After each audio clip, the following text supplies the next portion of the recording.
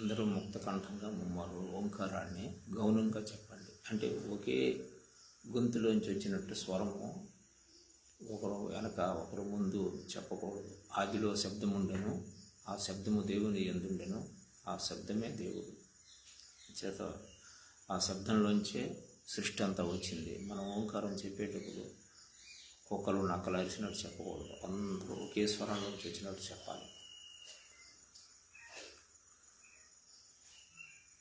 ఓ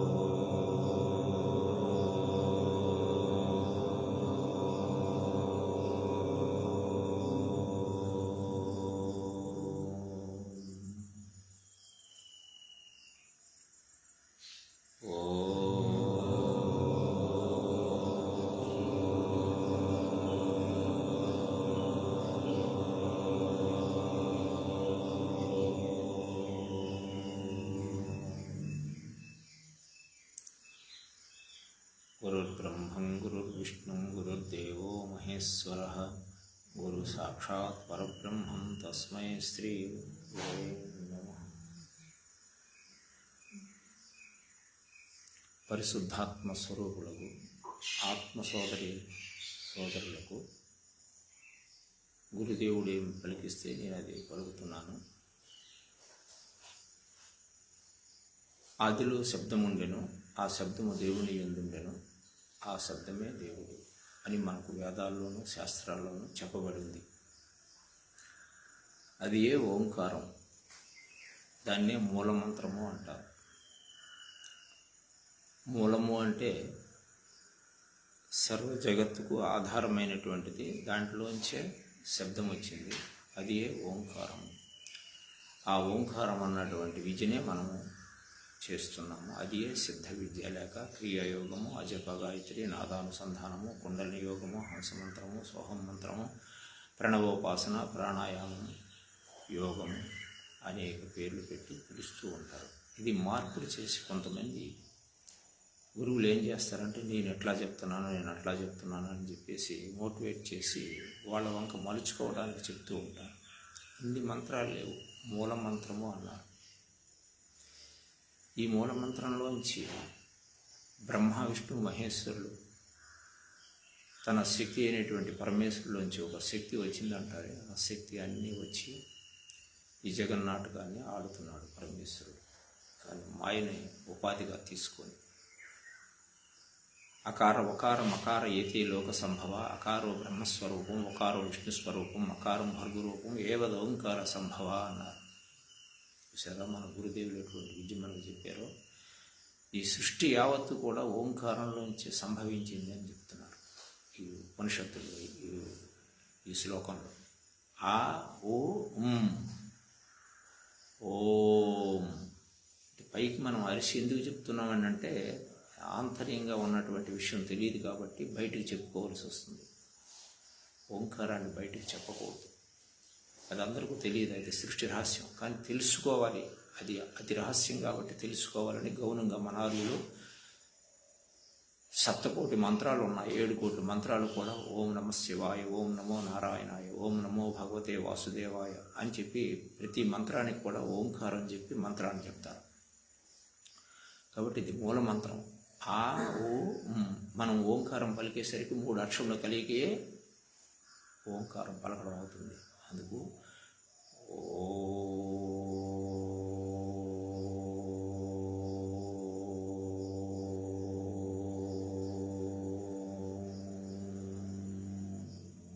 ఇది ముగించేసరికి ఆ ఓ మొత్తం క్లోజ్ అయిపోతుంది. యావత్తు సృష్టి కూడా ఓంకారంలో వచ్చింది. బ్రహ్మ విష్ణు మహేశ్వరులు కూడా ఓంకారంలోంచి వచ్చారు. అకారో బ్రహ్మస్వరూపం, ఒకారం విష్ణు స్వరూపం, మకారం భర్గురూపం. ఆ అంటే బ్రహ్మ సృష్టికర్త, ఓ అంటే విష్ణు స్వరూపం, మా అనగా మూయబడుతుంది అంటే క్లోజ్ అయిపోతుంది సృష్టి, భర్గుడు అంటే ఈశ్వరుడు. అందుకు ఈశ్వరుడు ఎప్పుడు కూడా ధ్యానంలోనే ఉంటాడు. కనిపిస్తున్నటువంటి ప్రకృతి అంతా కూడా మాయలోంచి వచ్చింది, మళ్ళీ మాయలోనే లయమైపోతుంది. కైవల్యోపనిషత్తులో పార్వతీదేవితో ఈశ్వరుడు చెప్తాడు, ఓ పార్వతి, మయ్యేవ సకలం జాతం, ఈ సృష్టి యావత్తు కూడా మాయలోంచి పుట్టింది అని మాయకు ఉపాధిగా తీసుకొని ఈ సృష్టి అంతా చేశాడు పరమేశ్వరుడు. మై సర్వం ప్రతిష్ఠిత, ఈ సృష్టి అంతా ఎక్కడుంది? మాయలోనే ప్రతిష్ఠింపబడింది. మై సర్వం లయం యాంతి, మరల ఇదంతా ఎక్కడ లయమైపోతుంది? మళ్ళీ మాయలోనే లయమైపోతుంది. కాబట్టి యదృశ్యం తన్నస్యం, ఏదైతే మనకు ఈ భౌతికమైనటువంటి నేత్రాల చేత చూడబడుతుందో అదంతా కూడా మాయే. మాయ అంటే ఏమిటి? మాయ అంటే ఏది లేదో అది ఉన్నట్టు భావన చేయడమే మాయ. మనం చూస్తున్నదంతా కూడా యథార్థం అనుకుంటున్నాం, ఇదంతా మాయే. కాబట్టి ఆధ్యాత్మిక మిత్రులందరూ కూడా, ఇతర దేశాల్లో ఉన్నవాళ్ళు కూడా అప్పుడప్పుడు ఏదో పెట్టండి, గురువు గారితో చెప్పించండి అని అంటున్నారు. ఇది బాగా గుర్తుంచుకొని స్వామి శివానంద పరమహంస గారు, రామానంద పరమహంస గారు చెప్పినటువంటి ఈ విద్యని బహు జాగరూకులై కాపాడుకొని ఆహార విహారాల్లో జాగరూకులై ఉండి సాధన చేస్తూ ఉంటే ఇందుకు మించి సాధన చెప్పడానికి ఎవరికి లేదు. ఈ సాధన ద్వారా ఆత్మ సాక్షాత్కారం పొందడానికి 1,25,000 మార్గాల్లో ఉత్తమమైనటువంటి మార్గం అని జగద్గురు ఆదిశంకరాచార్యులు వారే మహావతార్ బాబా దగ్గర నుండి క్రియాయోగం అని నేర్చుకున్నారు. వారు క్రియాయోగం అంటారు మహావతార్ బాబా గారు. మన స్వామి శివానంద పరమహంస గారు సిద్ధ విద్య అని చెప్పారు. ఈ రెండు కూడా ఒకటి. బహు జాగరూకులే మన సిద్ధ విద్యార్థులందరూ, ఇతర దేశాల్లో ఉన్నవాళ్ళు, మన ఇండియాలో ఉన్నవాళ్ళు అందరూ కూడా దీన్ని బాగుగా గ్రహించి చక్కగా అనుష్ఠానం చేసి ఆహార నియమాలు పాటిస్తూ ఉంటే ప్రారంభించి సాయంత్రం 6 వరకు కూడా అఖండ జపం జరుగుతూనే ఉండాలి. జపం ఆగకూడదు. అంటే అఖండ జ్యోతి ఎక్కడుంది? గురుగుటిలో ఉంది. అఖండ జపం ఎక్కడ జరుగుతుంది? నీలోనే జరుగుతుంది. అది ద్వైతము, ఇది అద్వైతం. అది అర్థం కావాలని ఆర్యులు కొంచెం మనకు అవకాశం ఇచ్చి అద్వైతాన్ని మనం కల్పించుకుంటున్నాం. కానీ స్వామి శివానంద పరమహంస, రామానంద పరమహంస గారు అవేం చెప్పలేదు. వాళ్ళు మీలో అఖండ జ్యోతి ఉంది అది అంటున్నారు. కాబట్టి వీలైన వాళ్ళు మాస్క్ కట్టుకొని జనాల్లోకి వెళ్లకుండా తగు జాగ్రత్తలు తీసుకొని, వీలైన వాళ్ళు పరిసర ప్రాంతంలో ఉన్నవాళ్ళు కానీ దూర ప్రాంతం నుండి కానీ రావడానికి వీలు కానటువంటి వాళ్ళు వచ్చినట్టయితే మీ సొంత వెహికల్తో వచ్చి ఇక్కడే ఉండి సాధన చేసుకోవాలి, ఇటు వెళ్ళకూడదు. అట్లా జాగ్రత్తలు వహించి సాధన చేసుకుంటే చూడండి, ఈ విద్యను నమ్మే గురువు గారిని నమ్మి మనం విద్య చేసుకుంటే కరోనా అన్నటువంటిది మనకు సోకదు. ఎందుకు అంటే ఎక్కడైతే కరోనా వ్యాధి అన్నటువంటిది ఎంటర్ అవుతుందో అక్కడే మనం సాధన చేస్తున్నాం. కాబట్టి ఆ సాధనలో అది ఎంటర్ అవ్వడానికి అవకాశం లేదు. ఇది మృత్యుంజయ విద్య.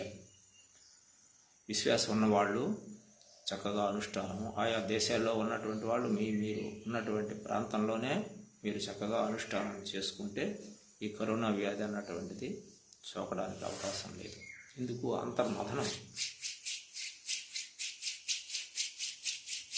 అంతర్మథనం ఎప్పుడైతే చేస్తున్నామో ఆ మథనంలో వేడి పుట్టి ఆ లోపలికి డస్ట్ వెళ్ళకుండా దాన్ని నాశనం చేస్తుంది.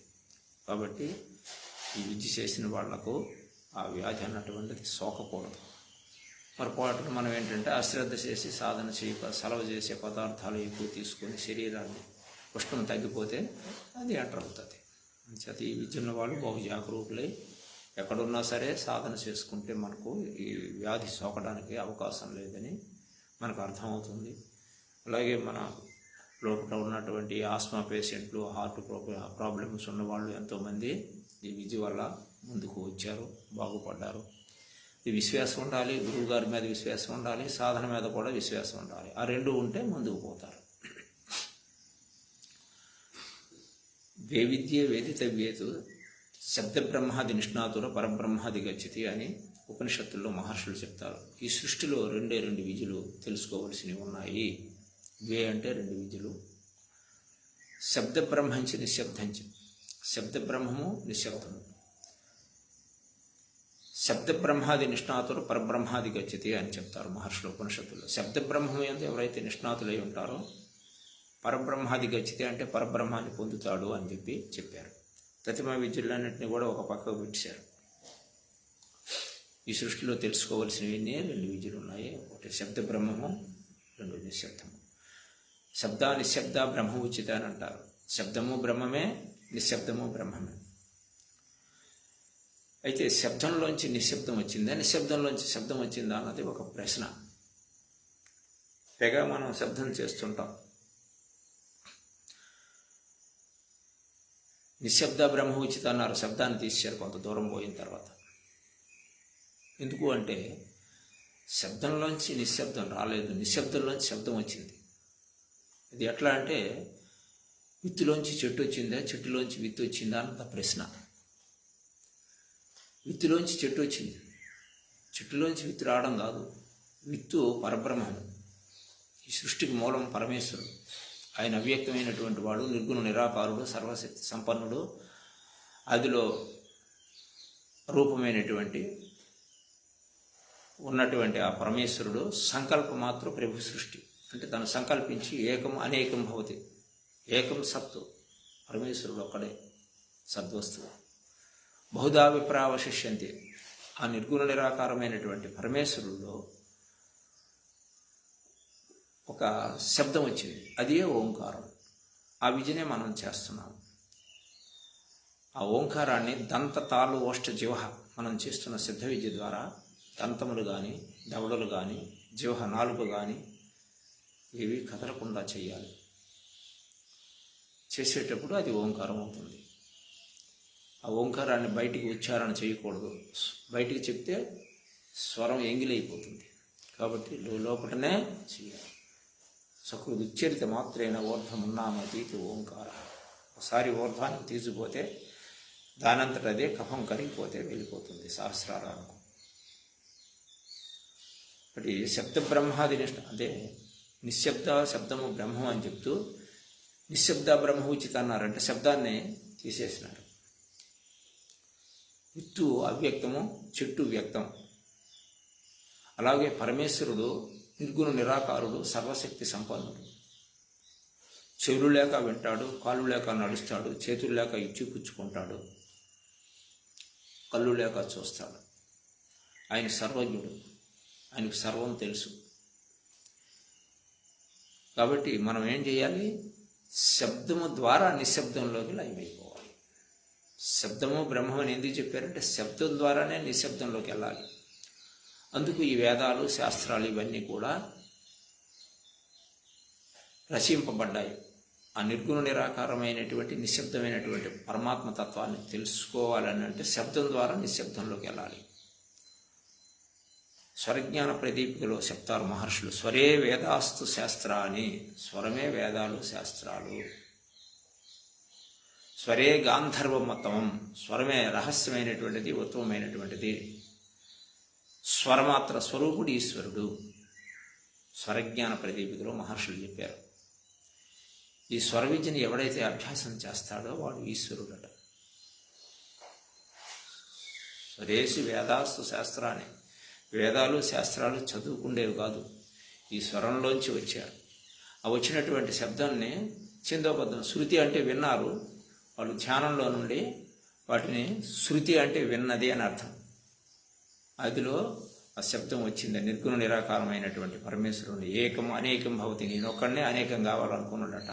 సంకల్పం మాత్రం ప్రభు సృష్టి, సంకల్పించి అనేకం అవడానికి సంకల్పించుకున్నాడు. అప్పుడు తన మాయని పంపించాడు. అంటే తను అవ్యక్తంగా ఉన్నటువంటి వాళ్ళలోంచి ఒక వ్యక్తమయ్యే ఒక స్త్రీ రూపాన్ని సృష్టించాడు. అది ఆది పరాశక్తి. దానిని భాగవతంలో అమ్మల గన్న అమ్మ, ముగ్గురు అమ్మల మూలపుటమ్మ, చాలా పెద్దమ్మ, సురారులమ్మ, తన్ను మనంబులో నమ్మెడి అమ్మ మాయమ్మ అని భాగవతంలో చెప్తారు. చాలా పెద్దమ్మ, సురారులమ్మ, దేవతలకు అమ్మ అంట. ముగ్గురు అమ్మల మూలపుటమ్మ. ముగ్గురు అమ్మలకు ఎవరు? బ్రహ్మ, విష్ణు, మహేశ్వరులు కూడా తనే సృష్టించింది. అదే నా మాయ అంటాడు భగవద్గీతలో. దైవీయసి గుణమయ్యి మాయా ధృత్య అర్జున, దైవ సంబంధమైనటువంటి నా మాయ త్యజించడం చాలా కష్టం, ఎవరూ తెలుసుకోలేరు. కానీ నాకు సరెండర్ అయినటువంటి వాడికి నా మాయను జయించడం సులభం అవుతుంది అని చెప్తారు. ఆ ముగ్గురు అంటే ఎవరు? బ్రహ్మ, విష్ణు, మహేశ్వరులు. తమోగుణం బ్రహ్మ, రజోగుణం విష్ణువు, సత్వగుణము ఈశ్వరుడు. కాబట్టి ఈ ముగ్గురు మూర్తులు ఎక్కడున్నారు? మనలోనే తమోగుణం ఉంది, మనలోనే రజోగుణం ఉంది, మనలోనే సత్వగుణం ఉంది. ఈ గుణాలకు అతీతుడు ఈశ్వరుడు, గుణములతో కూడుకున్నవాడు జీవుడు. కాబట్టి మనం గుణాతీతుడు అయినటువంటి ఈశ్వరతత్వాన్ని తెలుసుకోవాలంటే మనం ఏం చేయాలి? ఈ స్వరం ద్వారా దాని మూలానికి వెళ్ళాలి. స్వరం చేతనే వేదాలు శాస్త్రాలు రచింపబడ్డాయి. శృతి అంటే విన్నది అని అర్థం. ఆదిలోనున్నటువంటి నిర్గుణ నిరాకారమైనటువంటి ఆ బ్రహ్మంలోంచి ఒక శబ్దం వచ్చింది, అది ఓంకారము. ఆ ఓంకారమే మూలమంత్రము. ఆ మూలమంత్రంలోంచి శృతి విన్న తర్వాత వాళ్ళు ఛందోబద్ధం చేశారు. శృతి అంటే విన్నది అని అర్థం. విన్న తర్వాత శృతుల్ని రచించారు. శృతి విన్న తర్వాత వాళ్ళు ఛందోబద్ధం చేశారు, మంత్రబద్ధం చేశారు ఋషులు. ఆ శృతి తర్వాత స్మృతి అన్నారు. స్మృతి అంటే భగవద్గీత, మనుస్మృతి ఇవి. తరువాత వాళ్ళ అనుభవాన్ని వాళ్ళు గ్రహించిన తర్వాత ఆ తత్వాన్ని మనకు అందజేశారు. భగవద్గీత అంతా కూడా తన అనుభవం, ఎవరిది? కృష్ణుడిది. తను అనుభవించినటువంటి తత్వాన్ని మనకు భగవద్గీతనే చెప్పాడు. భగవద్గీత అంటే అర్థం ఏంటంటే, భగము అంటే బ్రహ్మనాడి, గీత అంటే స్వరము, పారాయణ అంటే పలుకుట. అదే సిద్ధ విద్య.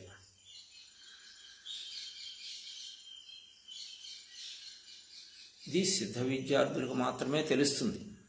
భగవద్గీత అంటే ప్రతి ఒక్కరు ఏమనుకుంటున్నారంటే, మనకు భగవద్గీత చదువు, ధర్మక్షేత్రే కురుక్షేత్రే సమవేత యుత్సవాం మహం కాం పాండవ శైవ కిం కుర్వత సంధ్య అని భగవద్గీత చదివితే మీకు మోక్షం వస్తుందా? తీరి తెలియడం కొరకు భగవద్గీత చదివితే అని అంటగట్టారు. అలాగ భగవద్గీత పారాయణ చేస్తే, భగము అంటే బ్రహ్మనాడి, గీత అంటే స్వరము, పారాయణ అంటే కలుపుట. అదే సిద్ధ విద్య, అదే క్రియాయోగము, అదే అజప గాయత్రి, అదే కుండలిని యోగము, అదే హంస మంత్రము, అదే సోహం మంత్రము, అదే యోగము.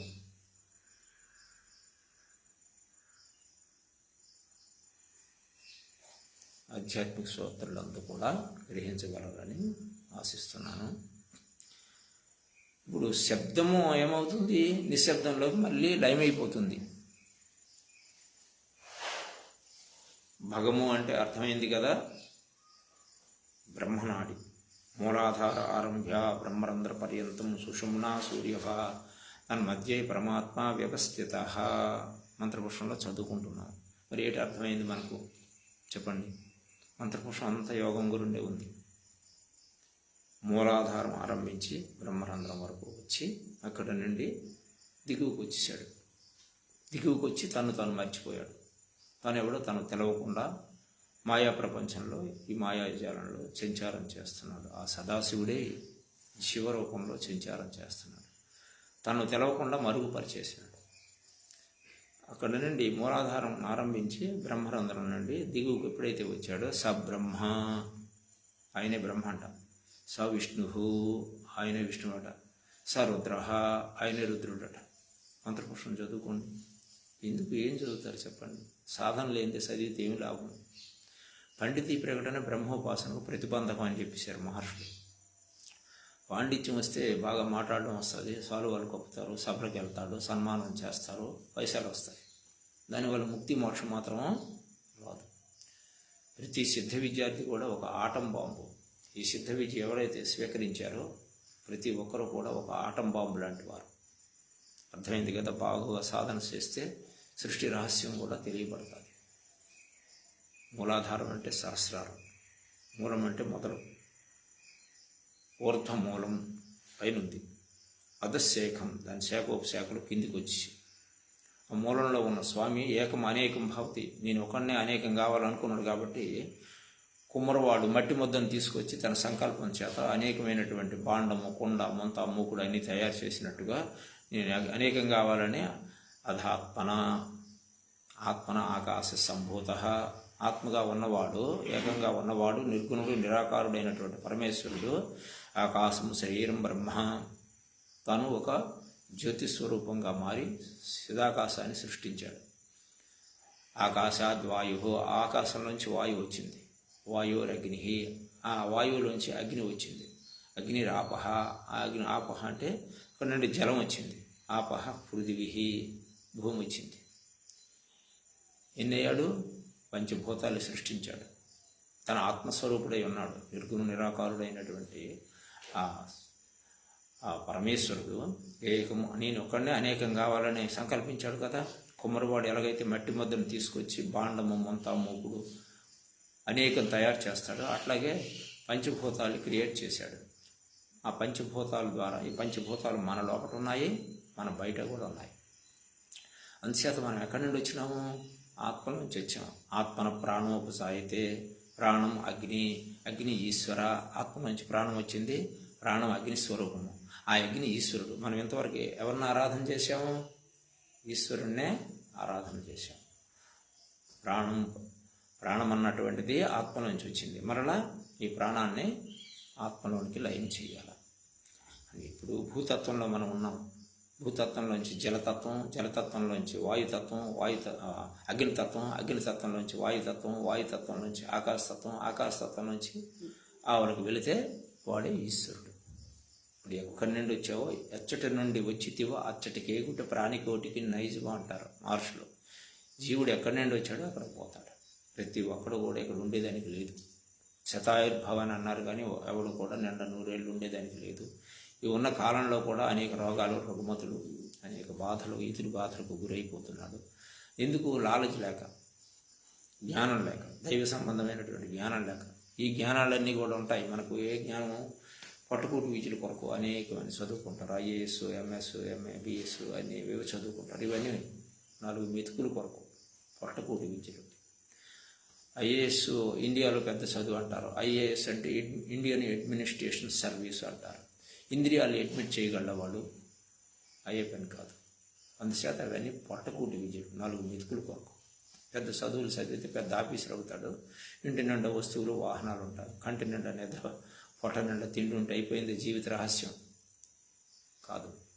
కాబట్టి అది జీవిత పరమార్థం తెలియజేసే విద్యలు కాదు ఇవి. ఇవన్నీ కూడా పొట్టకూటి విద్యలు. అన్య విద్యా పరిజ్ఞానం అవశ్యం నశ్వరం భవేత్, బ్రహ్మ విద్యా పరిజ్ఞానం బ్రహ్మ ప్రాప్తికరం స్థిరం. అన్ని విద్యలన్నీ కూడా ఈ ఉపాధి ఉన్నంత వరకే నీకు ఉపకరిస్తాయి. బ్రహ్మ విద్య బ్రహ్మ ప్రాప్తికరం స్థిరం. అందుకు యోగ భ్రష్టుడు ఏమవుతాడని అర్జునుడు 6వ అధ్యాయంలో అడిగితే, అర్జున, వాడికి నాశనం లేదు, నా సంబంధమైన క్రియను చేశాడు, నన్ను పొందడం కొరకు ప్రయత్నం చేశాడు, కాబట్టి వాడు నెక్స్ట్ జన్మలో మానవ జన్మ వస్తుంది, ఆగర్భ శ్రీమంతునింట్లో పుడతాడు. పుట్టుకతో అక్కడ నుండి యోగుల వంక, యోగం వంక ఎక్కడైతే సాధన నిడిచిపెట్టాడో మరి కంటిన్యూషన్ కొరకు ప్రయత్నం చేస్తాడు, తనకు తెలవకుండానే అని చెప్పేసి 6వ అధ్యాయంలో యథార్థాన్ని చెప్తారు. అథవా యోగినామేవ కులే భవతి ధీమత. ధీమంతులైనటువంటి బుద్ధివంతులు అయిన యోగులకు బిడ్డడుగానే పుట్టొచ్చు అంటూ మళ్ళీ అక్కడ కామా పెడతారు. అయితే జన్మ దుర్లభం, యోగులకు బిడ్డడుగా పుట్టడం చాలా దుర్లభం అర్జున అని చెప్పారు. అదే అగర్భ శ్రీమంతునింట్లో పుడతాడు పుట్టుకతో. మళ్ళీ విడిచిపెట్టిన సాధనని కంటిన్యూషన్ చేస్తాడు. అంటే గ్యారంటీ ఇచ్చారు యోగికి. తతిమ వాళ్ళ గురించి అర్జునుడు అడగను లేదు, ఆయన చెప్పను లేదు. ఎందుకంటే వాటి గురించి అవసరం లేదు. అవి అవసరం లేని విద్యలేవి. ఏదో చేస్తున్నాడు. గుడ్డెద్ది చేతిలో పడ్డట్టు బ్రహ్మం అంటే బ్రహ్మం. అందరూ దేవుడు అంటున్నారు, నేను దేవుడు అంటున్నాను. నలుగురితో పాటు నారాయణ, కులంతో పాటు గోవింద. వస్తునిచ్చే జ్ఞానం తెలియదు, మూలం దగ్గరికి వెళ్ళే విద్య కూడా తెలియదు. గుడ్డెద్ది చేతిలో పడితే తడుకుంటుంది, దానికి కళ్ళు కాని రావు, ఇలా తడుకుంటూ వేస్తుంది. వివరణ దానికి తెలియదు. అలాగే అందరూ కూడా బ్రహ్మం అంటున్నారు, నేను బ్రహ్మం అంటున్నాను. గోవిందో గోవింద అంటే అందరూ గోవింద అంటే నేను గోవింద అంటున్నాను. కానీ మూలం తెలియదు. కాశీలో దేవుడు ఉన్నాడు అంటారు, తిరుపతిలో దేవుడు ఉన్నారు అంటారు, అక్కడ ఉన్నాడు ఇక్కడ ఉన్నాడు అని తిరుగుతున్నారు పిచ్చుకోక. దేవుడు స్వయంభూ. ఈశ్వర సర్వభూతానాం హృదయ సర్జున తిష్టతి భ్రామ్యన్ యంత్రారూఢాని మాయ అని భగవద్గీతలో శ్లోకంలో చెప్పలేదు స్వామి. ఈశ్వరుడు నేను ఎక్కడున్నానంటే అర్జున సర్వభూతానాం, సర్వభూతాల్లోనే ఉన్నాను. కానీ తెలుసుకునేది ఒక మానవ మేధకే. నన్ను తెలియాలంటే ఒక మానవ మేధే, మానవుడే తెలుసుకోగలడు. మానవుడే మాధవుడు, మాధవుడే మానవుడు. నేను వాడికంటే భిన్నంగా లేను, నాకంటే భిన్నంగా వాడు లేడు. అందుకు జ్ఞానే నేను, నేనే జ్ఞాని అని చెప్పేసి భగవద్గీతలో ఆర్తో జిజ్ఞాసి అర్థార్థి జ్ఞానీశ చతుర్విధే మాం భజంతి. అర్జున 4 విధములైనటువంటి భక్తులు నన్ను అర్థిస్తారు, ప్రార్థన చేస్తారు. ఆపద సమయంలో ద్రౌపది, గజేంద్రుడు మొదలైనటువంటి వాళ్ళు ప్రార్థన చేశారు, భగవంతుని పొందారు. జిజ్ఞాసి తెలుసుకుందామని అంటే కుటుంబాన్ని వదిలిపెట్టేసి ఋషులందరూ కూడా అరణ్యాలెంబడిపోయి తపస్సు చేసుకున్నారు. మైత్రేయుడు, యాజ్ఞవల్కుడు మొదలైనటువంటి వాళ్ళు జిజ్ఞాస తెలుసుకోవాలని తపన చేత. అర్థార్థి అంటే కోరికల చేత, అది కావాలి ఇది కావాలని భగవంతుడిని అని, వెంకటరమణమూర్తి అని, అలాగే శ్రీశైలం మల్లికార్జున స్వామి అని, కాశీలో విశ్వేశ్వరుడు అని కోరికల చేత మనసులో పెట్టుకొని ఆ కోరిక అయిపోయిన తర్వాత ఆ భగవంతుడు నాకు చేశాడు వెంకటరమణమూర్తి, నేను వచ్చి మీ ఉండిలో నేను ముడుపులు చెల్లించుకుంటానని మనసులో అనుకుంటాడు. అది అయిన తర్వాత వీడి మనసులోనే సంతోషిస్తున్నాడు. వెంకటరమణమూర్తి వీడికి ఇచ్చాడా? వీడి మనస్సే, వీడి మనసులో అనుకున్నాడు కాబట్టి అక్కడికి వెళ్ళాడు. అది సక్సెస్ అయిందే. వీడి మనస్సు గాఢంగా ఉంది కాబట్టి అది అయింది. అది వెంకటరమణమూర్తి ఏం చేయడు. వెంకటరమణమూర్తి జడ పదార్థం ఏం చేస్తుంది? చైతన్యం వెంకటరమణమూర్తి నీలోనే ఉన్నాడు. కాశీ విశ్వేశ్వరుడు నీలోనే ఉన్నాడు. అది తెలవక ఆయన చేశాడని వీడు సంతోషిస్తాడు. ఏది ఆ పని అయిన తర్వాత మనస్సుకు సంతోషం వస్తుంది. ఆ పని అయిపోయింది కదా అనుకున్న పని, కాశీ విశ్వేశ్వరుడు నాకు ఆ పని అయిపోయిందని మొక్కుకుంటాడు. మళ్ళీ అక్కడికి వెళ్తాడు. ఏంటంటే నీ లోపల ఉన్న వస్తువుని వదిలేసి నీ మనస్సు సంకల్పించుకొని బయట ఎవరో చేస్తున్నారని అనుకుంటున్నావు. అది చాలా శుద్ధ తప్పు. జడ పదార్థాలు నిన్నేం చేయలేవు. అది నీ మనస్సు చేత ప్రేమిస్తున్నావు. ఈ లోపలే చైతన్యం ఉంది. ఆ చైతన్యం ద్వారా నీవు అనుకుంటున్నావు. అనుకున్న పనిని అయిందని సంతోషిస్తున్నావు. మళ్ళీ తర్వాత మరి కోరిక వచ్చిన తర్వాత నీకు సంతోషం ఉంటుందా? ఉండదు. ఎందుకు ఉండదు? మళ్ళీ కోరికలు పుట్ట మనస్సు ఒకటి వేసుకొని ఉంటాయి. ఆ పెన వేసుకొని ఉన్న కోరికల ద్వారా నువ్వు సంతోషాన్ని ఎప్పుడు పొందలేవు. మనస్సు ఆగిపోవాలి. మనస్సు ఆగే చోటు ఎక్కడ? భూమధ్య స్థానం. పుట్టిన చోటునే ఎప్పుడైతే ఈ మనస్సుని నీవు ఆపగలుగుతావో అప్పుడు నీకు నిశ్చలమైనటువంటి విషయం తెలియబడుతుంది. భగవతత్వం. ఆత్మ ఎక్కడుంది అనే ప్రశ్న వేస్తే ఆత్మబోధలో శంకరాచార్యులు వారు చెప్తారు, సదా సదగతో ఆత్మ. ఆత్మ సర్వత్రా ఉందంట. ఆత్మ బింబం ఎలాగుందో ప్రతిబింబం కూడా అలాగే కానొస్తుంది. నీ బుద్ధి శుద్ధమైతే నీకు ఆత్మానుభూతి కలుగుతుంది అని ఆది శంకరాచార్యులు వారు ఆత్మబోధలో చెప్తారు. ఇలాంటి విషయాలు గ్రహించక మోసపోయి అక్కడ దేవుడున్నాడు, ఇక్కడ దేవుడున్నాడు పిచ్చి కుక్కలా తిరుగుతున్నారు జనాలు. ఏమని చెప్తాం?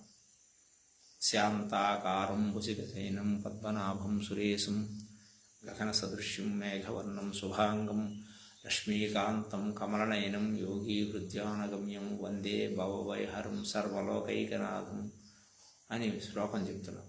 యోగి హృద్యానగమ్యం అన్నారు. యోగులు హృదయంలోనే తెలియబడతాడట. అయినప్పుడు మరి ఏం చేయాలి? మనం కాశీకి వెళ్ళాలా, రామేశ్వరం వెళ్ళాలా, తిరుపతి వెళ్ళాలా, ఎక్కడికి వెళ్ళాలి? ఈ శ్లోకంలో ఏం చెప్పారు? యోగి హృదయానుగమ్యం. యోగులు హృదయంలోనే తెలియబడతారు. భగవద్గీతలో కృష్ణుడు కూడా ఈశ్వర సర్వభూతాలం, నేను సర్వభూతాల్లోనే ఉన్నాను. హృదయ సర్జున తిష్టతి, ప్రతి ఒక్కరు హృదయంలో తిష్ట వేసుకున్నాను. బ్రాహ్మ్యాన్ని యంత్రారూఢాని మాయ, యంత్రగాడు బొమ్మల్ని ఆడించేటట్టు నా నిజశక్తి చేత ఈ బొమ్మలన్నీ ఆడిస్తున్నాను. నేను వదిలిపోతే యంత్రం పడిపోతుంది. ఇంత విషయాన్ని ఆయన తేటతెల్లంగా చెప్పాడు. కానీ ఒకరు గ్రహిస్తున్నారు భగవద్గీత ఏంటి? భగవద్గీత చదువుకునే గ్రంథమా, అనుష్ఠాన గ్రంథమా? ఒక శ్లోకం తీసి అనుష్ఠానం చేయండి, భగవద్గీత ఏంటో మీకు తెలుస్తుంది. అలా కాకుండా భగవద్గీత అంతా చదువుకున్నా సరే మీకేమవుతుంది? తెలియబడదు. ఎందుకంటే తీరి తెలుస్తుంది. భగవద్గీత చదువుకునే గ్రంథం కాదు, అనుష్ఠాన గ్రంథం. అది వేమన్న కూడా ఒక పద్యంలో చెప్తాడు, యోనిలోన పుట్టి యోనిలోన పెరిగి యోనిలోన తెరుగు కానలేరు యోని చూసి పరమ యోగంపు మరసరా విశ్వతాభిరామ. అయిపోయి వేదాంతం. ఆ పద్యానికి అర్థం తెలిస్తే వేదాంతం అయిపోయినట్టే లెక్క. మనమంతా కూడా యోనిలోంచి పుట్టాము, యోనిలోని పెరిగాము.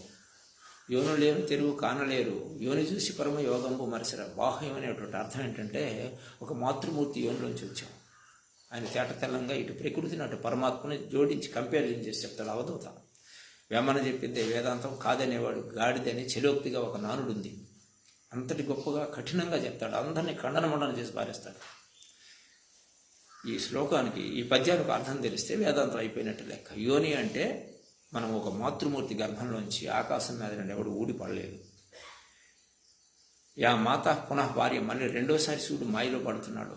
ఆ మాతృమూర్తే కంది యోనిలోంచి వచ్చాడు. మరలా మాతృమూర్తినే శ్రీమూర్తినే భారీగా వచ్చింది రెండోసారి.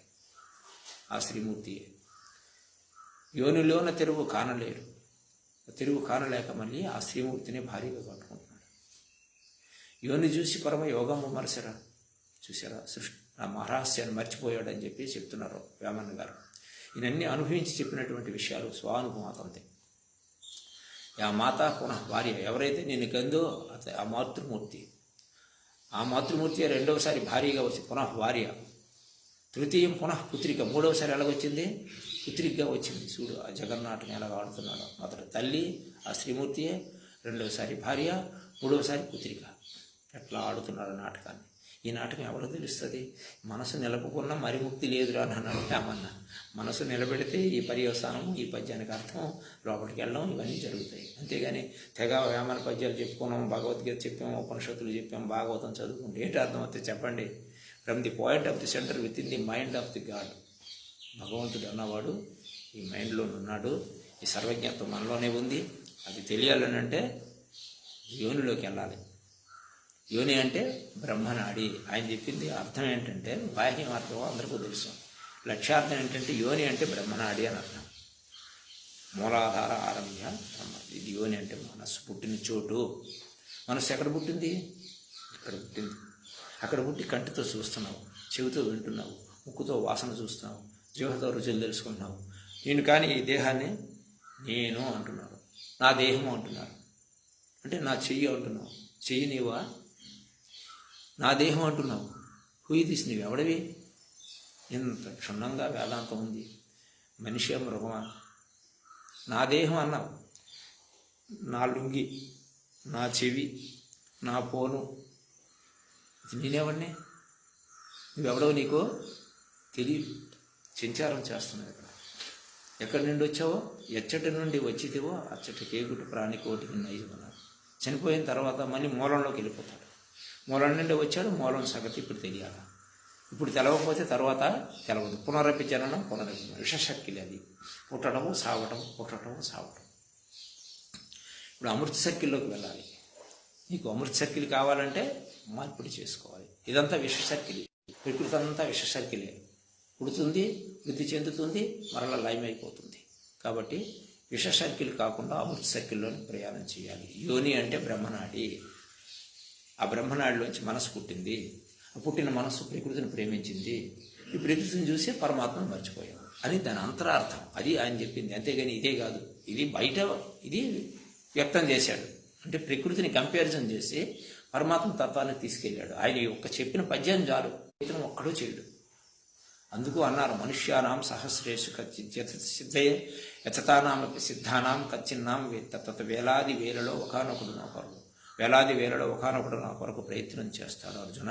ప్రయత్నం చేసిన వేలాది వేలలో ఒకనొకడే నన్ను పొందుతాడు అర్జున. ఎంత సూక్ష్మంగా తేట తెల్లంగా భగవద్గీతలో చెప్తారు చూడండి. ఎంత నిజాన్ని చెప్తాడు ఆయన. కానీ ఎవరైనా అర్థం చేసుకున్నారా? నేను భగవద్గీత చదివాను, భాగవతాలు చదివాను, రామాయణం చదివాను, ఎందుకు నీ పాండిత్యం? పాండిత్య ప్రకటన బ్రహ్మోపాసన ప్రతిబద్ధతం కదా చెప్పండి. చదువుకుంటారు. లలితా శాస్త్రం చదివాను, విష్ణు సహస్రనామం చదివాను. ఎందుకు చదువు?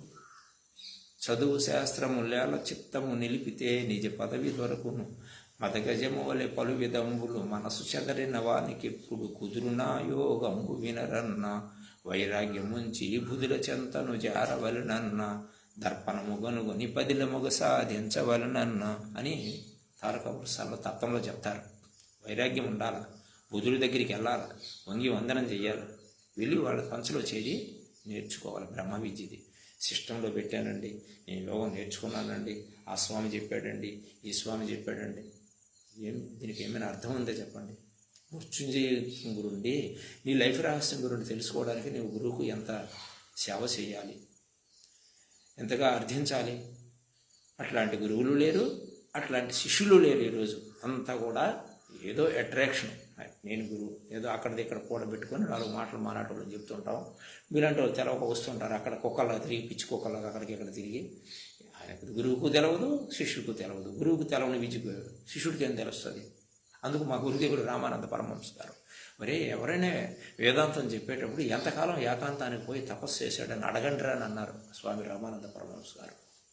ఇది శుద్ధమైనటువంటి యథార్థం. అంటే అనుభవం చెప్పినటువంటి విషయం. వాడు ఏకాంతానికి వెళ్ళి తపస్సు చేయలేదు కదా, వాడికి ఋషిప్రోక్తం అర్థం కాదు. వాడికి అర్థం కాదు, నీకేం అందిస్తాడు? కాబట్టి అంధేనైవ నియమాన యథాంధ పతిత. కాననివాడు నోతకొని, కాననివాడు విశిష్ట వస్తువులు కానని భంగి. ఒక అంధుడు ఉన్నాడు. స్వామి నేను ఆశ్రమంకి వెళ్ళాలి, దారి చూపండి అని అన్నాడు. ఇంకొక అంధుడు వచ్చి నాయనే కర్ర పట్టుకొని అన్నాడు. వీడి కళ్ళు కనపడని వాడికి తెలియదు, వాడి కళ్ళు కనపడవు. వీడిని ఆశ్రయించాడు. కాననివాడు నూతకొని, కాననివాడు విశిష్ట వస్తువులు కానని భంగి. వాడికి కళ్ళు కనపడవని వీడికి తెలవక పట్టుకోవయ్యా నేను ఆశ్రమం తీసుకెళ్తానని కర్ర పట్టుకోమన్నాడు. వీడు ముందు వెళుతున్నాడు. ఆ కట్టి పట్టుకుని వీడి వీడిని అనుసరించి వస్తున్నాడు. అయ్యో వాడు కళ్ళు ఉన్నాయి కదా అనుకుని వీడు వెళ్ళి ముందు గురువు ఏం చేశాడు, పాడు కోపం అందులో పడ్డాడు. మరి గురువు వెళ్ళిపోతున్నాడు కదా, శిష్యుడు కూడా కోపంలో పడ్డాడు. ఆ విధంగా ఉంది మన తీరని భాగవతంలోనూ పోతనామాచ్యుడు వివరణిస్తాడు. అంధే నియమాన యథాంత కఠోపనిషత్తులు చెప్పాడు. ఒక కాంతుడు ఇంకొక కాంతుడికి దారి చూపినట్టు ఉంటుంది వేదాంతం అని అన్నారు. వేదాంతం అంటే అది సామాన్యమైనటువంటి విషయం కాదు. తపస్సు చేయాలి. తపస్సు చేస్తేనే అర్థం అవుతుంది. తపస్సు చేయని వాడికి అర్థం కాదు. అర్థం కాని వాడి దగ్గర మనం అనుసరిస్తే ఈ విధంగానే ఉంటుంది సుమా అని చెప్పి వాళ్ళు తేట తెల్లంగా చెప్పారు. మా గురుదేవులు కూడా చెప్పారు, తపస్సు చేస్తేనే అర్థమవుతుంది. వారు కఠోరమైనటువంటి నియమతోటి డొక్క ఎండగొట్టుకొని ధవళేశ్వర కొండ గుహలో తపస్సు చేశారు. తపస్సు చేసి మేము చేరిన తర్వాత మేము అర్థిస్తే మాకు అది చెప్పారు. అప్పుడు ఉపనిషత్తు జ్ఞానము ఇది ఎంతవరకు యథార్థమని మళ్ళీ ఇక్కడ కూర్చొని రీసెర్చ్ చేశాను. అప్పుడు నాకు అర్థమైంది, నేను పండితున్నా లేకపోతే అగ్రకులంలో పుట్టినానా. ఇప్పుడు నేను చెప్పింది వేదాంతం కాదని ఎవడైనా నన్ను ఖండించగలడా? ఎవడికి చేత కాదు. ఎందుకు? తపస్సు చేయాలి, బ్రహ్మనాడి ఓపెన్ కావాలి. అందుకే వేమని చెప్పాడు, యోనిలోన పుట్టి యోనిలోన తెరువు కానలేరు, యోని చూసి పరమయోగంబు మనసులు. అంటే మనస్సు వచ్చింది, ప్రకృతిని ప్రేమించాడు, ఇందులో పడ్డాడు. నేను ఘనాపాటిని, నేను శతావధాని, నేను అష్టావధాని, నేను పండితుడిని అన్నటువంటి దేహాత్మ బుద్ధి ఉంటుంది. కానీ యోని మర్మం ఎవరికి తెలవకుండా ఉంది. యోని అంటే మనస్సు పుట్టిన చోటు. ఆ మనస్సు ప్రకృతిని ప్రేమిస్తుంది. ధారేషణ, ధనేషణ, పుత్రేషణ. ప్రతి ఒక్కడు భార్య యందు మమకారం, పిల్లల యందు తమన యందు మమకారం. ఈ విధంగా 1 by 1 కోరికలు పుట్ట మనిషికి. మనిషి దుఃఖానికి కారణం ఏంటి? కోరికలు. కోరికలు ఎప్పుడైతే లేవో మనిషి సుఖిస్తాడు. కోరికలు ఉన్నంత వరకు ఎప్పుడూ సుఖించలేడు. బుద్ధుడే ఆ రోజు మనకు దుఃఖానికి కారణం కోరికలని ఆరాధించాడు. అది బయటికి చెప్పాడు. బుద్ధి గుహాయాం సదసద్వి లక్షణం. ఆయన అనాపాన సతి అని యోగాన్ని నేర్పాడు సమాజానికి. శూన్యంలోకి వెళ్ళిపోయాడు. ఇదంతా శూన్యం అని అన్నాడు. శూన్యం అంటే ఏమీ లేదు, కనిపిస్తున్నదంతా కూడా ఏమీ కాదు, ఇది యథార్థం కాదు, అది ఒక్కటే యథార్థం, దాని గురించి చెప్పడానికి లేదు అని చెప్పాడు. బుద్ధుడు అది దేవుడు ఇది దేవుడు అనేది ఏం చెప్పలేదు. శూన్యంలోకి వెళ్ళిపోయాడు అంతే పాస్. శూన్యంలోకి వెళ్ళిన తర్వాత ఒకటిగానే ఉన్నప్పుడు, రెండుగా లేనప్పుడు ఎవరి గురించి ఎవరు చెప్తారు? చెప్పడానికి లేదు, అనిర్వచనీయం అని చెప్పారు. అందుకు ఈ వేదాంతం కట్టకడకు చెప్పేది కాదు, నిర్వచనం చేయలేరు, అనుభవమే. అందుకు అనుభవం అన్న తెలియాలంటే ఏం చేయాలి? లోపలికి వెళ్ళాలి. లోపలికి వెళ్ళే విద్య అంటే యోగేన అంతర్ముఖి బుద్ధి. యోగం ద్వారా నీ బుద్ధి అంతర్ముఖం అవుతుంది అర్జున అని అన్నారు. ప్రతి ఒక్కరికి కూడా మనస్సు అంతర్ముఖం కావాలి. అంతర్ముఖోహం పశ్యామి బహిర్ముఖం పశ్యతి దృష్టిజాలం. లలిత సహస్రనామంలో చదువుకుంటారు. అంతర్ముఖం ద్వారానే చూడబడుతుంది, బహిర్ముఖం ద్వారా తెలియబడుతుంది అని ఉంది, చదువుకుంటున్నాను. కానీ అంతర్ముఖం అన్నటువంటి విద్యనే చేయటం లేదు. కాబట్టి అంతర్ముఖంగా చేయాలి అన్నటువంటిది మనకు తెలుస్తుంది. యోగేన అంతర్ముఖి బుద్ధి. భగవద్గీతలో స్వామి చెప్తారు, యోగం ద్వారా మన బుద్ధి అంతర్ముఖం అవుతుంది. అంతర్ముఖం ద్వారా ఆత్మానుభూతి కలుగుతుంది. కాబట్టి ప్రతి ఒక్కరూ కూడా అంతర్ముఖం కావడానికి ప్రయత్నం చేయాలి. స్వస్తి ప్రజాభ్యాం పరిపాలయంతాం న్యాయేన మార్గేణ మహీమహీషా. గో బ్రాహ్మణేభ్యం సోమస్తు నిత్యం. లోకా సమస్తా సుఖినో భవంతు.